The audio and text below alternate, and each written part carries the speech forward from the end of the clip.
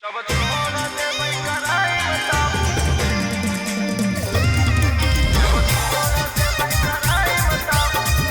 by Ankit Ahir.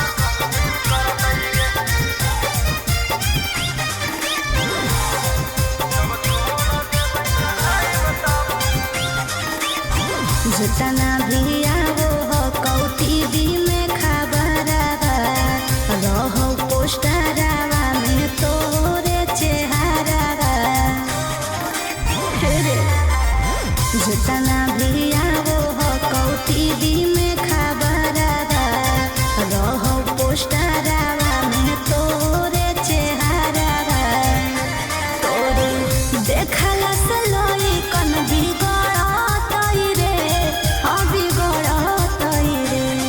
जबले न दू चार गो मरतैगे ता पेट कैसे भरतैगे जब छोड़ देबै कराई मता प्रशासन कौची करतैगे जबले न दू चार गो मरतैगे ता पेट कैसे भरतैगे जब छोड़ देबै कराई मता प्रशासन कौची करतैगे। अच्छा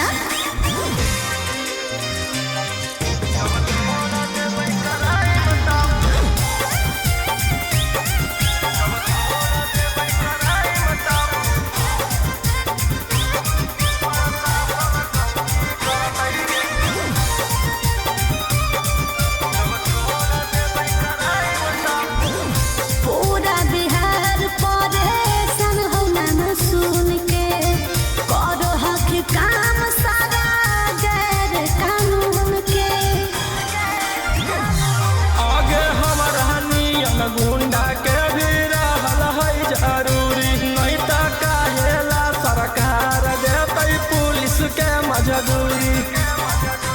सब इहे पढ़ैया का पढ़तै रे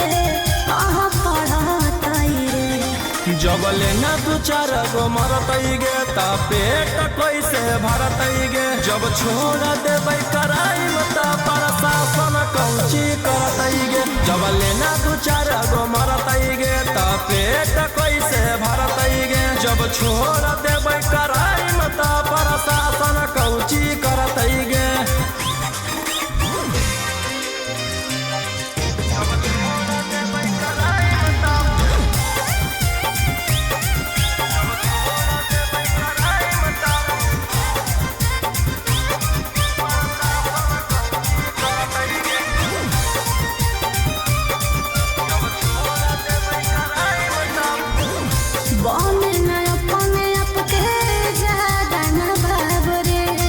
जहिया धरई भी करियर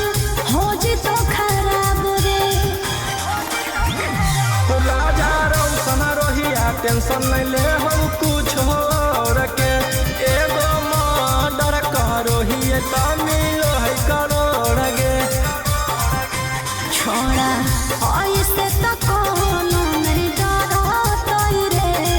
अरे डरतै रे जबले न दू चार गो मरतैगे ता पेट कैसे भरतैगे जब छोड़ देबै कराई मता प्रशासन कौची करतैगे जबले न दू चार गो मरतैगे ता पेट कैसे भरतैगे जब छोड़ देबै कराई मता प्रशासन कौची करतैगे।